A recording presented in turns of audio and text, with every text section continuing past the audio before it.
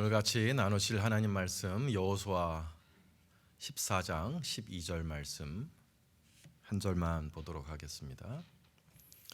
찾으셨으면 한 목소리 한번 읽겠습니다. 시작. 그날에 여호와께서 말씀하신 이 산지를 내게 주소서. 당신도 그날에 들으셨거니와 그곳에는 아낙 사람이 있고 그 성읍들은 크고 견고할지라도 여호와께서 혹시 나와 함께 하시면 내가 필경 여호와의 말씀하신 대로 그들을 쫓아내리이다. 아멘.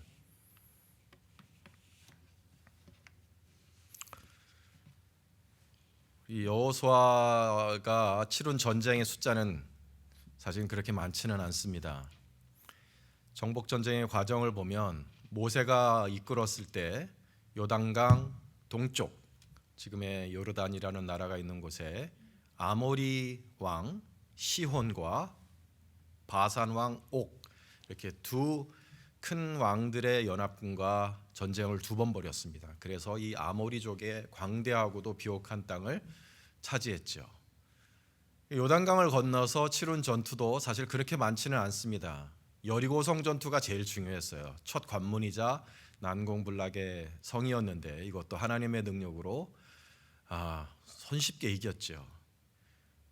아이성 전투가 있었고 그 다음에 전투는 사실은 두 번밖에 없습니다. 이 남부 연합군과의 전투 한 번, 그리고 이 하솔 왕이 이끄는 이 북부 연합군과의 전쟁, 이렇게 큰 전쟁은 두 번이었어요. 이 두 번의 전쟁으로 사실 가나안 전체의 모든 왕들을 잡아 죽였고 큰 군대는 다 전멸을 시켰습니다. 그 다음에 땅을 분배하였죠. 이 두 전투를 이기고 난 다음에 땅을 분배했습니다. 보라, 내가 요단에서부터 해지는 편 대해까지의 남아있는 나라들과 이미 멸한 모든 나라를 내가 너희를 위하여 제비 뽑아 너희 지파에게 기업이 되게 하였느니라. 12지파에게 나눠주십니다. 근데 나눠주셨다고 해서 막상 가보니까 저항하는 군대도 없고 가나안 사람도 없어서 완전히 무주공산, 그냥 거길 차지하기만 하면 되는 그런 것은 절대로 아니었다는 거죠. 왕들도 죽였고 군대들도 다 전멸시켰어요. 그러나 여전히 거기에 남아있는 가나안 사람들, 저항하는 가나안 사람들은 있었다는 것입니다. 23장 5절을 보면은 너희 하나님 여호와가, 이거는 이제 모든 전쟁을 다 치르고 제비를 다 뽑은 다음에 여호수아가 한 말입니다. 너희 하나님 여호와 그가 너희 앞에서 그들을 쫓으사, 아직도 남아있는 그들이 있는 거예요. 너희 앞에서 그들을 쫓으사, 미래형이죠. 쫓아주실 것이다. 그러니까 저항하는 사람들이 있었다는 얘기입니다. 너희 목전에서 떠나게 하시리니 그제서야 너희 하나님 여호와께서 너희에게 말씀하신 대로 너희가 그 땅을 차지할 것이라. 다 죽은 게 아니었어요. 남아서 저항하는 이들이 있었습니다. 17장에 보면 이런 이야기가 있죠. 이사갈과 아셀에도 므낫세의 소유가 있으니 곧 베스안과 그 향리와 이블루함과 그 향리와 둘의 거민과 향리와 뭐 이런 세 높은 곳이라, 높은 곳이 있었는데 높은 곳에 누가 남아 있었어요. 므낫세 자손이 그 성읍들의 거민을 쫓아내지 못하며 가나안 사람이 결심하고 그 땅에 거하였더니 이스라엘 자손이 강성한 후에야 가나안 사람들에게 사역을 시켰다. 땅은 분배받았지만 가보면 아직도 남아있는 가나안 족속들이 있었다는 것입니다. 큰 전쟁에서는 이겼지만 아직도 싸워야 할 전투는 남아있었다는 거예요. 전쟁은 이겼으나 전투는 남아있었다. 상대가 그리 만만치는 않았습니다. 거인족이 남아있는 땅도 있었고 철병거를 가지고 저항하는 곳도 있었습니다. 어쨌든 이스라엘은 자기에게 분배받은 땅, 제비를 뽑아서 자기에게 할당된 그 땅에 들어가서 남아있는 거민들을 쫓아내고 내 땅으로 만들어야 할 사명이 있었다는 것이죠. 여호수아 13장에 보면 여호수아가 나이 많아 늙음에 여호와께서 그에게 이르시되 너는 나이 많아 늙었고 얻을 땅에 남은 것은 매우 많도다. 비록 큰 전쟁은 이겨낸 여호수아이지만 여호수아에게 하나님께서 아직도 얻을 땅에 남은 것은 매우 많도다. 바로 이것을 말씀하신 것입니다. 이 얻을 땅의 완전 정복은 이제 이스라엘 전체의 몫이 아닌 거예요. 여호수아의 몫이 아닌 것입니다.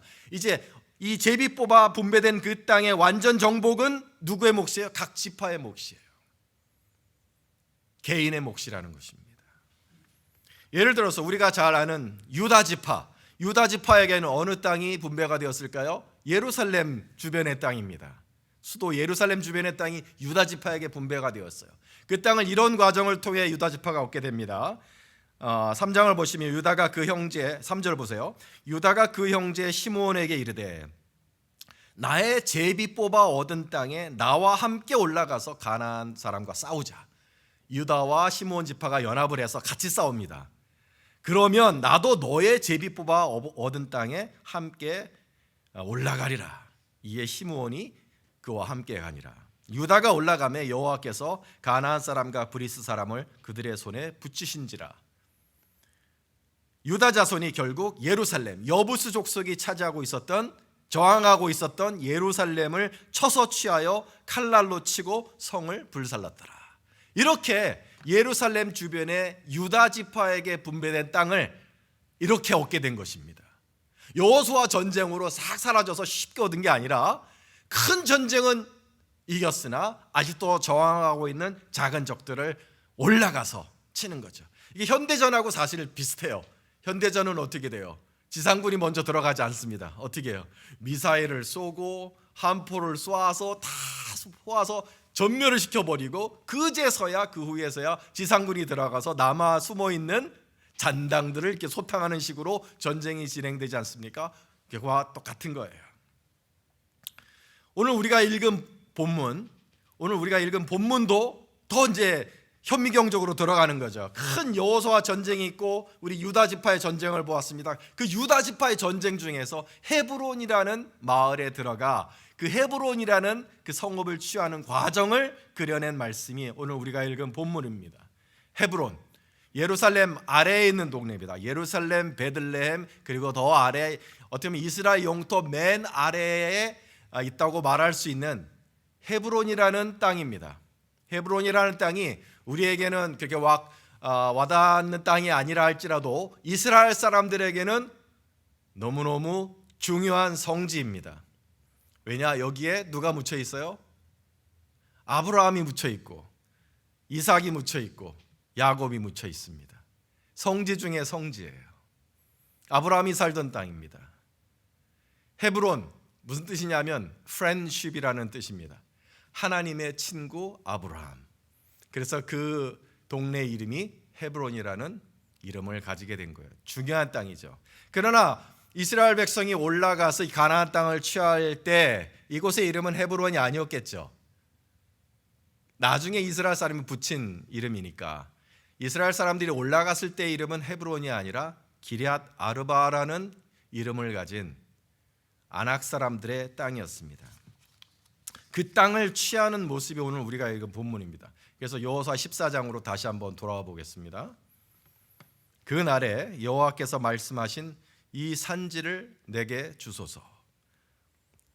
당신도 그날에 들으셨거니와 그곳에는 아낙 사람이 있고 그 성읍들은 크고 견고할지라도 여호와께서 혹시 나와 함께 하시면 내가 필경 여호와의 말씀하신 대로 그들을 쫓아내리이다. 여호수아가 여분네 아들 갈렙을 위하여 축복하고 헤브론을 그에게 주어 기업을 삼게 하매 헤브론이 갈렙의 기업이 되어 오늘날까지 이르렀으니 이는 그가 이스라엘의 하나님 여호와를 온전히 쫓았음이며 헤브론의 옛 이름은 기럇 아르바라. 아르바는 아낙 사람 가운데서 가장 큰 사람이었더라. 그 땅에 전쟁이 그쳤더라. 여호와께서 여호수아에게 명하신 대로 여호수아가 기럇 아르바 곧 헤브론 성을 유다 자손 중에 분깃으로 갈렙에게 주었으니 아르바는 아낙의 아비였더라. 갈렙이 거기서 아낙의 소생 곧 그 아들 세세와 아히만과 달메를 쫓아내었더라. 이 땅은 갈렙이 오래전부터 마음에 품고 있었던 땅이었습니다. 정복전쟁에 딱 보고 이 땅 좋네, 이 땅을 주세요가 아니라 오랫동안, 얼마나 오랫동안? 45년 동안 마음에 품고 있던 땅이었어요. 왜냐? 이 땅을 이번에 처음 본 게 아니라 언제 보았어요? 45년 전에 봤다는 거예요. 언제? 가데스 바네아 정탐 시절에. 가데스 바네아에서 정탐꾼 12명을 보낸 적이 있었죠. 이 광야 시절이 시작되기 전에 가데스 바네아에서 각 지파별로 한 사람씩 용맹한 정탐꾼을 뽑아서 12명을 보냈습니다. 그 중에 여호수아도 있었고 갈렙도 있었습니다. 청년 때였겠죠. 갈렙의 나이 그때 40세였습니다. 그 땅을 두루두루 돌아다녀 보았습니다. 물론 거인들이 있던 땅이었지만 너무너무 아름답고 비옥한 땅이었어요. 특별히 뭐가 많이 열리는 땅이었어요? 포도가 그렇게 열리는 땅. 그냥 이런 포도가 아니라 무슨 포도? 거봉. 포도송이가 이만하게 열리는 정말로 비옥한 땅. 지금도 그래요. 이스라엘 땅 중에서 포도가 제일 많이 열리는 땅이 헤브론입니다. 유명한 와인이 생산되는 곳이에요. 지금도 가장 비옥한 땅입니다. 그러니까 가장 좋은 땅이니까 가장 덩치가 큰 거인들이 차지하고 있었겠죠. 좋은 땅이니까. 보세요. 이거 보세요. 기럇 아르바다. 아르바는 사람 이름인데 아낙 사람 가운데 가장 큰 사람이었더라. 아낙 사람이 뭐예요? 거인, 자이언트라는 뜻입니다. 거인 중에서도 거인인 거예요. 3m 거인이 아니라 5m 거인이었던 거죠. 제일 큰 거인들의 후손이 살았으니까 얼마나 그 후손들이 거대한 거인들이었겠어요. 거인들이니까 가장 좋은 땅을 차지하고 있었겠죠. 아주 튼튼한 성벽을 쌓고 견고하게 지키고 있었던 땅이었습니다. 근데 그 땅이 이 갈렙의 마음에 들어온 거예요. 그 많은 땅 중에서도 그 아름다운 땅. 그런데 단순히 땅이 비옥하고 포도가 잘 열려서 그 땅을 원했던 것이 아니라 역사를 알고 신앙을 아는 사람이 이 땅이 누가 살던 땅이요? 우리 조상 아브라함이 살던 땅이다. 아브라함이 하나님의 약속을 받은 땅 아닙니까? 내가 이 땅을 내게 주리라. 아브라함이 약속을 받은 땅. 그래서 그 하나님의 약속을 믿고 다른 곳이 아니라 거기에 묻혔잖아요. 막벨라 동굴에 아브라함과 사라와 이삭과 야곱이 다 묻혔지 않습니까? 우리 조상들의 무덤이 있는 곳, 이 땅을 내가 얻고 싶다 하는 마음이 그에게 들었을 것입니다. 그의 마음에 이 땅에 들어왔을 뿐 아니라 하나님이 말씀하셨다 그랬어요. 말씀하셨다. 보세요. 14절에 그날에 여호와께서 말씀하신 이 산지를 내게 주소서 그랬죠. 하나님이 갈렙의 마음속에 말씀하신 거예요. 갈렙아, 이 땅을 취하라. 내가 이 땅을 가지게 하겠다. 하나님이 그의 마음속에 말씀하셨다는 것입니다. 이 땅을 네가 취하라. 이때부터 이 땅이 갈렙의 소원이 되고 갈렙의 비전이 되고 갈렙의 사명이 된 것입니다. 그러나 이 땅을 바로 주지는 않으셨어요. 바로 얻지는 못했습니다. 얼마나 기다렸어요? 45년을 기다렸어요. 40년간의 광야 생활이 지나고 정복전쟁 5년이 끝나고 나서요, 45년이 지나고 나서야 지금 이 땅을 얻을 때가 되었구나. 비로소 갈렙이 깨닫고 이 땅을 주소서 한 것입니다. 결국 비록 거인들이 저항하였지만 갈렙은 믿음의 사람으로 하나님을 의지하고 그 전투에서 승리하여 헤브론을 얻어서 그 이름을 마을의 이름을 바꿔버리죠. 기럇 아르바가 아니라 헤브론으로, 하나님의 친구 아브라함의 땅이라는 이름으로 바꾸어서 지금까지 그 이름이 남아있는 것이죠. 오늘 이 이야기가 우리에게 가르쳐주는 교훈이 무엇입니까? 이렇게 이스라엘이 큰 전쟁을 이기고 지파별로 땅을 분배받고 그것이 각 지파별로 또 각 족속별로 이 클랜별로 들어가서 그 땅을 얻는 이야기들을 이렇게 매크로에서 마이크로까지 우리가 쭉 보았습니다. 이 이야기가 주는 교훈은 이것입니다, 여러분. 하나님께서는 나에게 땅을 맡기시고 그 땅을 정복할 사명을 주셨다는 것입니다. 이 땅에 내가 정복해야 될 땅이 있다는 것입니다. 모든 크리스찬에게는 예수 그리스도의 이름으로 정복해야 할, 그 무언가를 정복해야 할 사명이 있습니다. 이스라엘 지파 모두에게 땅이 분배가 되고 제비가 뽑아서 주어지고 그들이 그것을 얻기 위한 싸움을 했던 것처럼 우리들에게도 그러한 싸움을 해야 될 책임이 있다는 것입니다. 이것이 참 놀라운 메타포가 아닐 수가 없습니다. 우리가 모시는 우리의 주님 예수님의 이름도 어디서 나온 이름이라고요? 여호수아에서 나온 이름이라고 배웠지 않습니까? 여호수아가 큰 정복 전쟁을 이겨냈던 것처럼 우리 주님께서도 이 땅을 정복하는 큰 정복 전쟁을 승리로 이끄셨다는 것을 먼저 깨달아야 합니다. 우리 주님이 먼저 다 이기셨습니다. 이 세상을 우리 주님이 이기셨다는 것을 먼저 믿어야 우리의 싸움이 승리로 끝날 수가 있어요. 우리가 먼저 싸우는 게 아니에요. 주님이 이 세상을 먼저 다 싸워서 이기셨고 우리는 잔당만 소탕하는 것입니다. 골로새서에서 사도 바울이 이런 말씀을 하신 적이 있어요.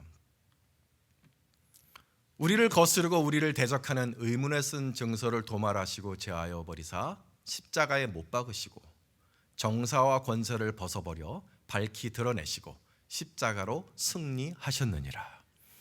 예수님의 승리를 정복전쟁의 승리자로 표현하고 있는 거예요. 한국 번역이 굉장히 어색해요. 꼭 영어로 봐야 돼요. 이거는 영어로 보면 그 의미가 드러납니다. And having disarmed the powers and authorities, he made a public spectacle of them. 그러니까 이 세상의 왕, 마귀, 사탄 마귀를 말하는 거예요. 사탄 마귀의 파워와 authority를 disarm, 무장해제시키셨다는 거예요. 무장해제시키시고 public spectacle, 구경거리로, 놀림거리로, 수치거리로 만드셨다는 것입니다. 그리고 triumphing over them by the cross. 이것을 이렇게 만드신 것이 십자가라는 것입니다. 십자가로 사단 마귀의 무기를 무장해제시켜 버리시고 그들을 옛날에 정복전쟁이 끝나고 나면 포로들을 그 트라이엄프 행진할 때 목에다가 쇠사슬 채워서 포로들을 끌고 오잖아요. 그 왕들을 사로잡아서. 바로 그걸 말하는 것이거든요. 밝히 드러내시고라는 말이 바로 그런 뜻이에요. 스펙타클을 만드셨다. 뭐냐, 포로로 잡으셔서 아주 그냥 놀림거리로 만드셨다. 우리 십자가가, 주님의 지신 십자가가 우리가 그 의미를 알든 모르던 우리 주님께서 2000년 전에 우리 주님이 주신 십자가는 이미 세상의 사단 마귀에 대한 엄청난 승리라는 것을 우리가 믿을 때 용기를 가질 수 있고 우리가 그 믿음으로 이 세상을 이겨내는 것임을 믿으시기 바랍니다.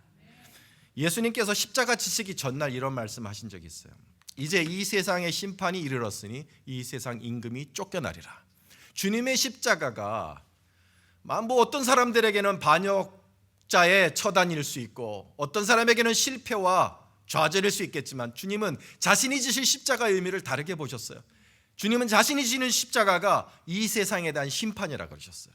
그래서 이를 말미암아 세상 임금이 쫓겨나리라. 물론 이것이 가이사 로마 황제를 말하는 것은 아니라 이 세상 임금을 말씀하시는 것이죠.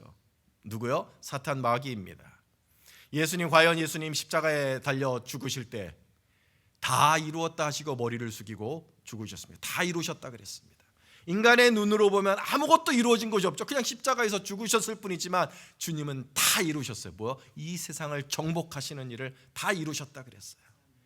그 순간에 오직 영이 열린 사람만이 볼 수 있는 일, 하늘에서 어떤 일이 벌어졌느냐, 그 순간에 예수님이 십자가 지시고 부활하시고 승천하신 그 순간에 우리는 볼 수 없지만 하늘에서 일어난 전쟁을 이 요한계시록에서 묘사를 했어요. 12장에 이런 얘기가 있습니다. 하늘에 전쟁이 있으니, 이게 예수님의 십자가 부활 승천하셨을 때 일입니다. 미가엘과 그의 사자들이 용으로 더불어 싸울세, 용과 그의 사자들도 싸우니 이기지 못하여 다시 하늘에서 저의 있을 곳을 얻지 못한지라. 큰 용이 내어 쫓기니 곧 옛뱀 곧 마귀라고도 하고 사탄이라고도 하는 온 천하를 꿰는 자라. 이가 땅으로 내어 쫓기니 그의 사자들도 저와 함께 내어 쫓기니라. 내가 또 들으니 하늘에 큰 음성이 있어 가로되 이제 우리 하나님의 구원과 능력과 나라와 또 그의 그리스도의 권세가 이루어졌다. 그죠? 주님이 다 이루었다 하셨을 때 이루어졌다. 뭐가 이루어졌다? 하나님의 구원과 능력과 나라와 그리스도의 권세가 이루어졌으니 우리 형제들을 참소하던 자, 곧 우리 하나님 앞에서 밤낮 참소하던 자가 쫓겨났도다. 예수님의 십자가 부활 승천이 있던 순간에 하늘에 어마어마한 전쟁이 있었어요. 어떤 전쟁이었냐면 하나님이 하급 천사를 보내시면 안 되는 전쟁. 누구요? 천사 중에 가장 높은 천사, 이 천사 군대를 이끄는 천사 군대장 누가? 미카엘이 나와야 할 정도로 미카엘이 모든 천사를 동원해야 됐어요. 왜냐? 3분의 1이 그 마귀가 하늘에 천사 3분의 1을 꿰어서 천사 3분의 1을 꿰어서 어마어마한 전쟁, 이거 진짜 이거 있을 수 없... 그 전쟁에서 결국 이긴 거예요. 이겨서 사단 마귀가 다시는 하나님 앞에 있을 곳을 얻지 못하고, 우리를 참소하던 자가 다시는 율법을 근거로 해서 이 사람은 죄인이니 지옥에 보내셔야 합니다, 이렇게 우리를 참소하고 정죄할 수 있는 일을 다시는 하지 못하도록 오직 중보자가 하나님 앞에 서시고 우리를 참소하는 자는 땅으로 내어 쫓기시는 어마어마한 전쟁이 일어나서 사단 마귀를 이기신 일이 이때 이루어진 줄 믿으시기 바랍니다. 예수님의 십자가의 능력을 믿어야 돼요. 단순히 나의 죄만 사하는 능력이 아니에요, 여러분. 내가 지금 말씀드리는 게 뭐냐 하면, 예수님의 십자가의 능력이 단순히 나의 죄를 사하여서 나를 마귀에게서 해방하신 그런 국소적이면 파편적인 그런 권능이 아니라, 예수님의 십자가가 사실은 이 온 세상을 차지하고 있었던 마귀의 권세를 일순간에 무너뜨리시고 일순간에 짓밟아 버리시고 스펙타클을 만드시고 무장해제시켜버리시는 어마어마한 전 우주적인 승리의 능력을 가진 것이 우리 예수님의 십자가인 줄 믿으시기 바랍니다. 이걸 믿어야 돼요. 이거를 믿어야 예수님이 이기신 큰 전쟁이니 나같이 부족하고 연약한 자가 예수의 이름을 힘입어서 내게 맡겨주신 조그만 산지에서의 싸움을 이길 수 있습니다. 이것이 우리의 담력이 되어야 하는 거예요. 무슨 말씀이 있냐 하면, 보세요. 세상에서 너희가 환난을 당하나 담대하라, 내가 세상을 이기었노라 그랬죠. 예수님 분명히 세상을 다 이기셨다 그랬어요. 하나님께로서 난 자마다 세상을 이기느니라, 우리가 이길 수 있다 그랬어요. 왜? 세상을 이긴 이김은 이것이니 우리의 믿음이니라. 예수께서 하나님의 아들이심을 믿는 자가 아니면 세상을 이기는 자가 누구뇨? 우리의 믿음이 세상을 이기게 만드는 능력이 된다고 하시는 것입니다. 그냥 잘 될 거야, 내가 이겨낼 거야, 어떤 그런 자기 확신이 아니에요. 정신 승리가 아니에요. 우리의 믿음은 무슨 믿음? 예수 그리스도를 믿는 믿음. 하나님의 아들이신 예수님의 십자가가 이 온 세상에 사단 마귀를 쫓아내시고 승리를 이루셨다는 그 승리를 믿으니 나도 이길 수 있습니다. 이것이 우리의 승리의 비결이라는 것을 깨달으시길 바랍니다. 사랑하는 여러분, 그러므로 우리는요, 여러분, 아직 나에게 하나님께서 작은 산지를 주셔서 분배하셔서 내가 예수 그리스도의 이름으로 이 산지를 취하기를 원하노라, 하나님의 음성을 들을 수 있는 저 여러분 될 수 있기를 축원합니다. 사랑하는 여러분, 주님은 분명히 다 이루셨어요. 다 이루셨다 그랬어요. 이기셨다 그랬어요. 트라이엄프 하셨다 그랬어요. 근데 세상을 보세요. 예수의 나라예요? 아니에요. 아직도 정복해야 될 작은 산지들이 수도 없이 남아있어요. 나의 얻을 땅에 남은 것은 매우 많도다 하는 말씀처럼 예수의 이름으로 정복이 되어야 될 작은 땅들이 얼마나 많은지 몰라요, 여러분. 모든 사람이 다 구원받았습니까? 우리의 심령은 예수의 나라가 되어서 예수님이 다스리는 심령이지만 아직도 예수님께서 다스리지 못하는, 주님의 왕권에 굴복하지 아니한 구원받지 못한 영혼들이 얼마나 많습니까, 여러분? 우리가 예수 이름으로 들어가서 차지해야 될 그 산지들이 얼마나 이 세상에 많이 남았냐 이거예요. 우리는 그 땅을 분배받아서 하나님이 나에게 분배해 주신 대로, 나에게 보여주신 대로 너는 저 땅으로 가서 이 땅을 취하라, 하나님의 명령을 받아서 이 땅을 예수님께 드려야 될 책임 있는 하나님의 군대이심을 깨달으시길 바랍니다. 우리 하나님의 군대예요. 이 당시에 여호수아의 군대였던 것처럼 우리들이 예수 그리스도의 명을 받아서 하나님이 보여주신 땅으로 가서 그 땅을 정복해야 될 주님의 군대인 줄 우리가 깨달아야 한다는 것입니다. 사람마다 주어진 산지는 달라요, 여러분. 내가 이 땅에 살면서 이루어야 될 사명은 남들과는 달라요. 모든 지파가 다 각각 다른 땅을 분배받은 것처럼 우리들도 하나님이 내게 주신 사명은 다릅니다.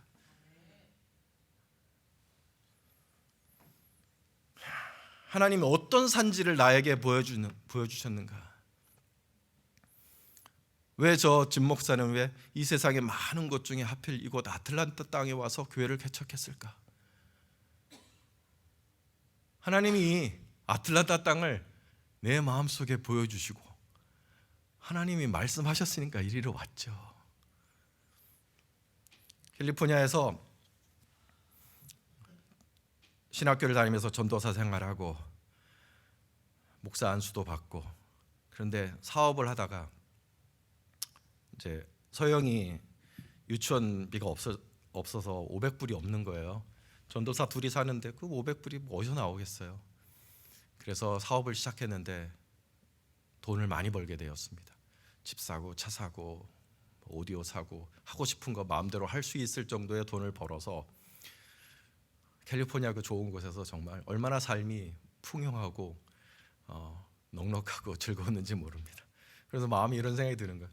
아, 이게 또 좋다. 꼭 힘들게 목회자로 사는 것보다 헌금 많이 하면서 그렇게 사는 것도 좋지 않겠나 하는 순간에 딱 하나님의 매를 맞고 간경화가 와서 소파에 누워 있는 신세가 되었습니다.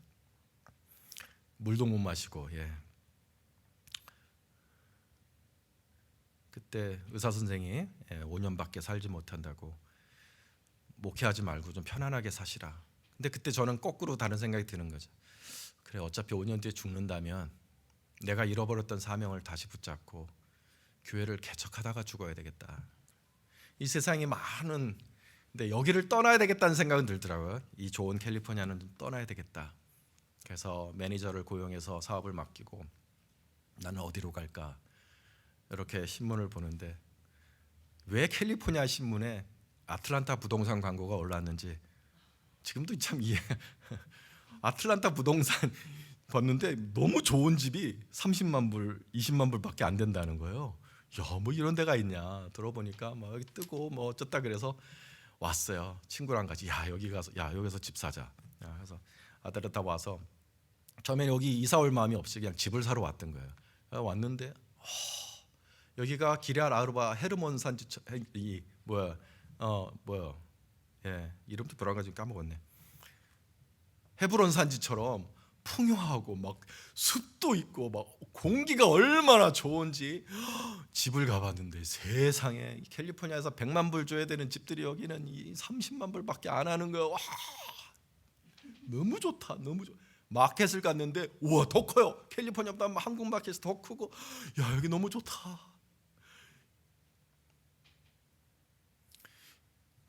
여기서 죽을까? 그런 생각을 이제 한 거죠. 여기서 하나님, 이 땅을 저에게 주신 것이 맞습니까? 나는 여기 아는 사람이 아무도 없습니다. 친구도 없고 친척도 없고 정말 아는 사람이 아무것도 없습니다. 집을 어떻게 샀냐 하면 여기 와서 호텔에 딱 묻으면서 호텔에 부동산 책자가 있더라고요. 첫 페이지 딱 펴서 나오는 그 서상희 씨가 처음 나와서 서상희 씨한테 전화를 걸어서 나 여기 집 사러 왔는데 집 하나 사게 해주세요. 그래서 집 산 거예요. 그 사람이 아틀란타에서 처음 만난 사람이며 아는 사람이 아무도 없었어요. 결국 이제 서상희 씨도 저의 전도를 받아서 예수 믿게 되고 이제 초창기 교인이 되었어요. 이 땅이 하나님이 나의 마음에 주신 땅인지 하나님께 사인을 구했습니다. 하나님, 진짜 여기로 인도하시는 것이 맞다면 하나님이 내 마음속에 주신 땅이면 저한테 사인을 주십시오. 오늘 내가 나비를 3마리 보기를 원합니다. 그때가 11월 달이니까 나비가 있을 철이 아니죠. 나비를 3마리 주십시오. 보게 해주세요. 그래서 그날 나비를 3마리를 보았습니다. 나비가 없던 시절에 어디서 보았느냐? 메일을 받았는데 우표에 나비 3마리가 이렇게 나비 우표 3마리. 가자. 그래서 정리하고 이 땅으로 와서 여기서 이 영혼들을 내가 정복할 산지는 여기다. 그래서 온 지가 2007년이니까 벌써 16년이 되었네요. 오늘 인사한 라이언 무어 선생은 하나님이 보여주신 산지가 넥스트 제너레이션, 젊은 영혼들, 넥스트 제너레이션입니다. 어떤 사람들의 마음속에는 그렇게 마약에 정복당한 사람들이 그렇게 마음에 들어와서 평생을 그들을 건져내는 그 리헵 미니스트리에 자신을 드린 사람도 보았습니다. 다음 주에 우리가 모시게 될 최재우 목사님은 그렇게 장애우들이 그렇게 마음에 들어오더래요. 장애우를 위해서 평생 내가 이들에게 예수 그리스도를 전하고 이들을 섬기며 살아가리라. 그게 그 마음에 들어오셨던 거죠.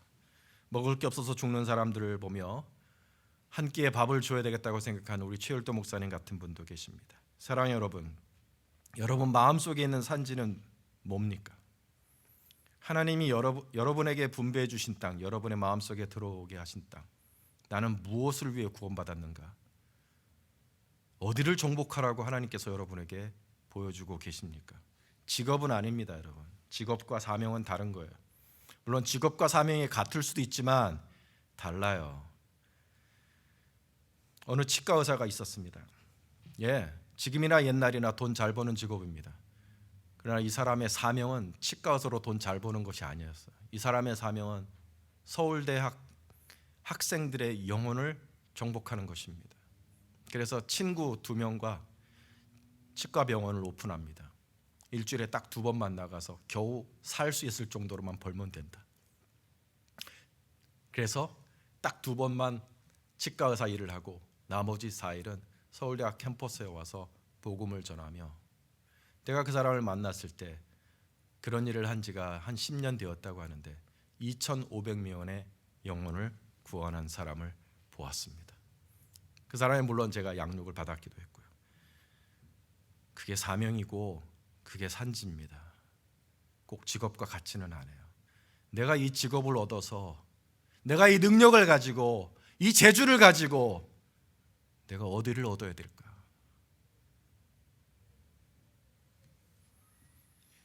큰 산지는 아닐 수 있습니다.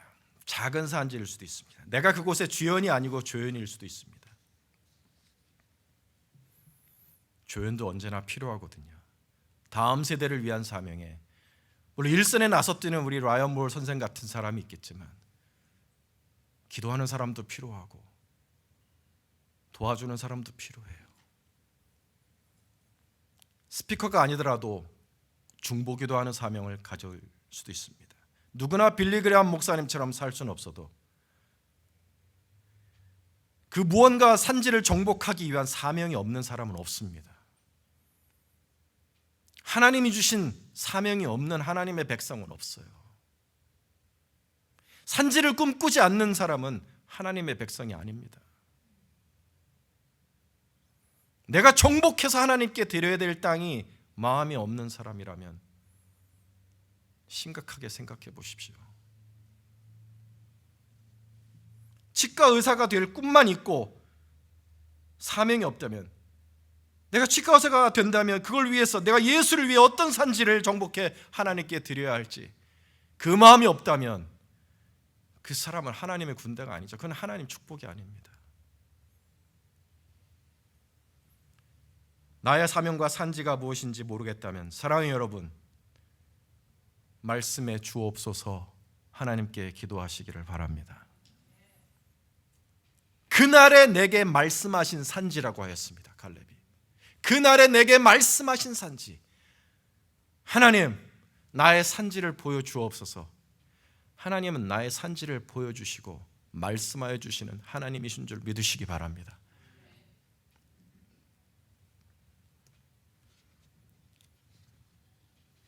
제가 어떤 남모 상진 형제를 제가 좋아하는 이유가 이게 입에 달렸어. 그러니까 이 나름대로 이분이 갈렙과 같은 길을 걷는 거예요. 뭐냐? 하나님이 왜 나를 구원하셨는지 전 너무 궁금해요. 하나님이 뭘 하라고 나 같은 사람을 구원하셔서 그렇게 큰 기적을 보여주시니 나는 늘 궁금해요. 그게 입에 뱄어요. 제가 그 말을 들은 게 한두 번이 아니에요. 한 10번쯤 들은 것 같아요. 여러분, 나는 상진 형제에게 하나님이 뭔가 말씀하실 것 같아요. 내가 너를 이것을 위해 구원하였다. 왜냐? 말씀하시는 하나님이시거든요. 사랑하는 여러분, 은사와 관련이 있겠죠. 내가 잘할 수 있는 일, 왜 이런 걸 나에게 주셨을까? 이걸 어디다 쓰라고 주셨을까? 항상 그것과 관련이 있어요. 물어보세요. 저도 젊었을 때 항상 하나님께 그런 궁금증을 가졌습니다. 나를 이렇게 쓸데없이 잘생기게 만드셨는데 이걸 어디다 쓰라고 이렇게 만드셨을까? 무대에 두시려나? 결국 이렇게 이제 무대에 두시는 거죠. 농담입니다. 하나님은 궁금해하는 자에게 답해 주시고 물어보는 자에게 응답하십니다. 하나님, 나에게 어느 산지로 올라가라고 하십니까? 내가 정복해야 될 산지, 내가 주의 이름으로, 예수의 이름으로 정복하고 하나님께 드릴 산지가 무엇인지 보여주시고 그것을 위해 살게 하여 주옵소서. 하나님, 응답하여 주실 줄로 믿습니다. 이미 그 산지를 보고 있는 자가 있습니까? 하나님의 말 보여주시는 산지를 마음에 품고 있는 사람이 있습니까? 그 길로 달려갈 수 있기를 주님의 이름으로 축원합니다. 두려워하지 마세요. 거인들이 차지하고 있는 산지였지만 갈렙이 두려움 없이 정복하였던 것처럼 이미 세상을 이기신 예수님을 기억하시기를 바랍니다. 내가 세상을 이겼으니 너희도 이길 수 있느니라. 내가 세상을 이겼노라. 너희도 이길 수 있느니라. 말씀하신 예수님의 말씀을 생각하고 대세를 이기신 주님의 십자가 승리를 기억하고 예수님을 믿는 그 믿음으로, 십자가를 믿는 그 믿음으로 이길 수 있는 저 여러분 될 수 있기를 주님의 이름을 축원합니다. 그 산지도 내 것이 되리니 비록 삼림이라도 내가 개척하라 끝까지 내 것이 되리라. 가나안 사람이 비록 철병거를 가졌고 강할지라도 내가 능히 그를 쫓아내리라. 지금은 어렵고 힘들고 찔러도 요만큼의 틈도 보이지 않는 것 같지만 믿음을 가지세요. 예수님이 이기셨으니 나도 이길 수 있습니다. 끝까지 믿음으로 매달리면 하나님의 때에 이기게 하여 주실 줄로 믿습니다.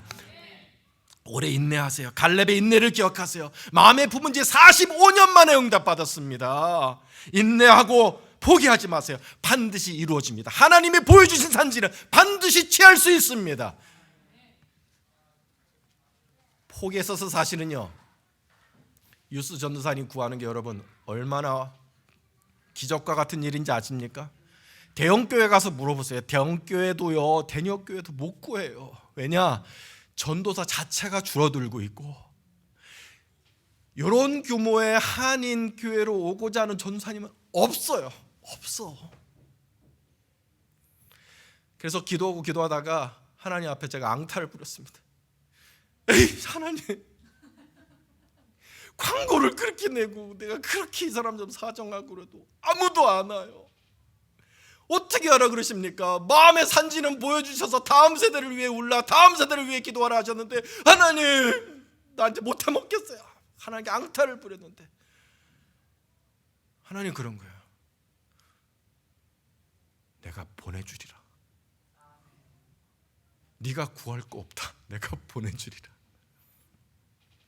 오늘 이렇게 보내주셔서 앞에 서서 여러분 앞에 인사를 하자. 기적과 같습니다. 한 사람만 보내주셨습니까? 2사람을 보내주셨습니다. 이건 내가 숨겨뒀다 여러분에게 소개할게요.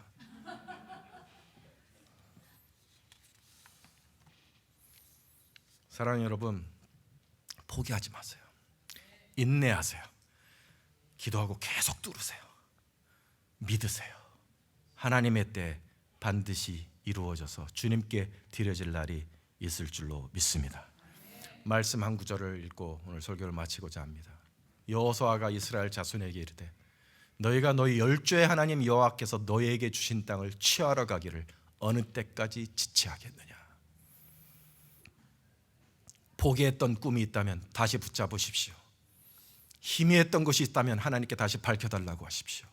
붙잡고 주님, 내가 이 땅을 취하여 당신께 드리기를 원하옵나니 내 꿈을 분명하게 해주시고 인내하게 해주시고 믿음 가지고 달려갈 수 있게 하여 주옵소서.